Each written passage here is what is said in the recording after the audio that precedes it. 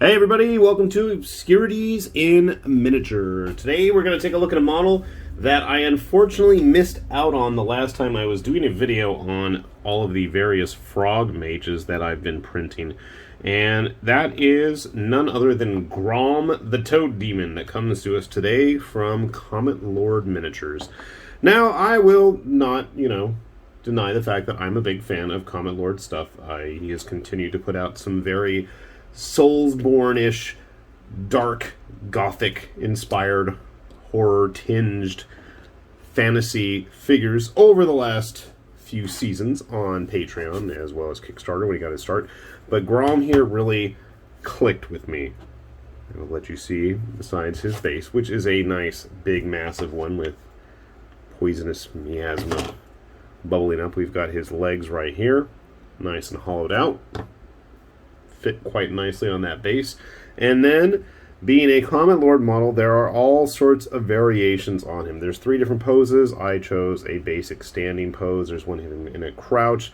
And all of the variations on him also have both an open and closed mouth. So I went with the closed type because I did not want to fight with his giant prehensile tongue that was also available to print. You can see here I did a sloppy job, but that's okay. So he's already getting quite a bit of bulk to him.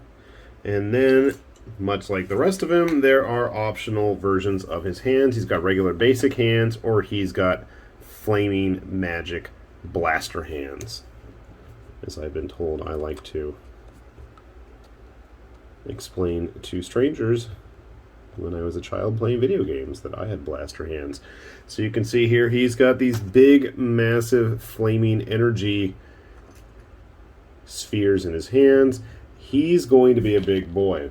Grabbing Carr here, the Master of the Forge, another Comet Lord model that I didn't do as nice of job on printing, but I did manage to get him painted. You can see here he's going to be pretty nice and chunky. Went ahead and printed up a few new random figures as well from Comet Lord just to give us a size indicator. I like this bard. I believe his name was Adrian. I don't know. I'm just going to put that just in case you want to go searching him up. I like the very Johnny Cash-like cloak over his shoulders. Somewhere I had a base for him even. I rarely print bases, and I printed one for this guy, and now I can't find it, naturally. Well, you know what? No worries. I'm just going to stick him on a regular base and hope I can find where I put the nice printed one later.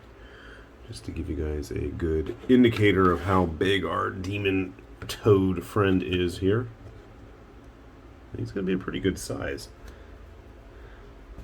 Also printed up another random model from Comet Lord. Some of these Itharian Royal Guard or Honor Guard or something like that. Some kind of guard. Itharian, I know that, because he was supposed to be Itharian as well, but they're pretty big, bulky dudes. Would make for some good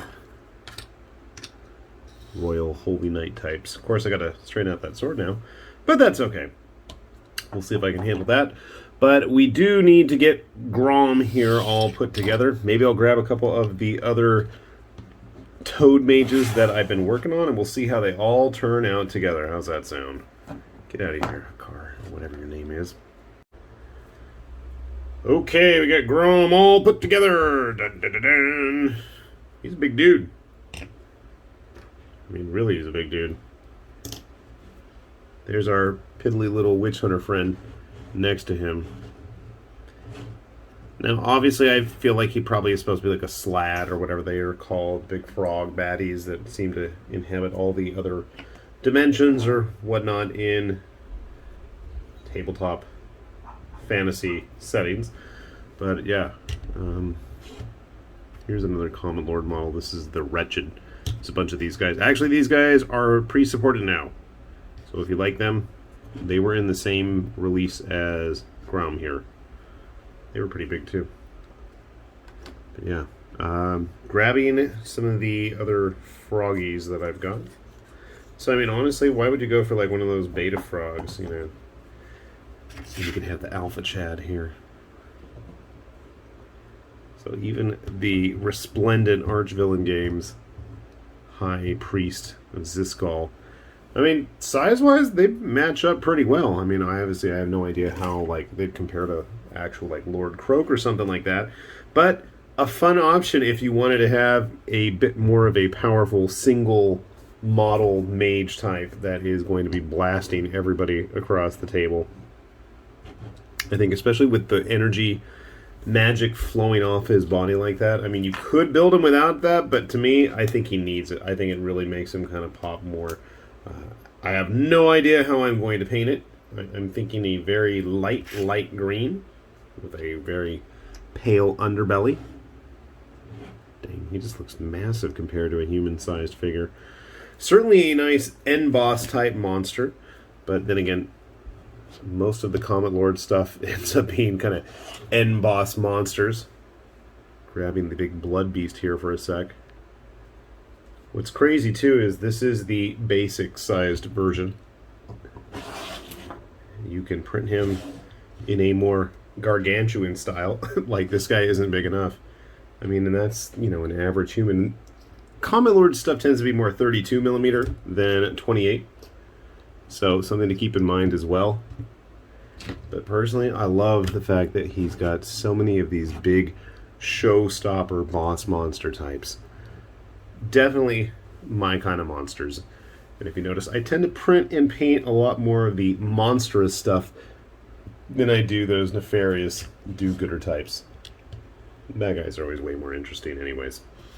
So, I will put a link down below to both the Patreon page and the My Mini Factory page for Comet Lord in case you are catching this past the time that it was first debuted, and hopefully, like me, you'll find a whole assortment of crazy monstrosities to hopefully tickle your fancy.